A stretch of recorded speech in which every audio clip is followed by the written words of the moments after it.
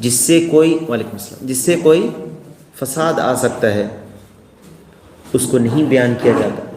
تمہارے بات میں اگر احتمال ہے، دو چیز کا احتمال ہو رہا ہے، تو اس احتمال سے بچنا چاہیے اپنے قول میں. مثال کے طور پر رشتے کو جوڑنے کا حکم ہے کہ نہیں؟ وصلوا الارحام حدیث میں، رشتوں کو جوڑو. اب رشتہ دار لوگ بیٹھے ہیں، آپ ایسی بات کر رہے ہیں جس میں احتمال ہے کہ آپ کی یہ بات سے کسی کو تکلیف پہنچے گی اور کسی کا رشتہ خراب ہوگا، تو اس لفظ کو کیوں استعمال کرتے ہو جس سے احتمال ہو؟ چھوڑ دو اس کو. سمجھ میں آ رہی ہے بات؟ وہ لفظ استعمال ہی مت کرو جس میں احتمال ہے.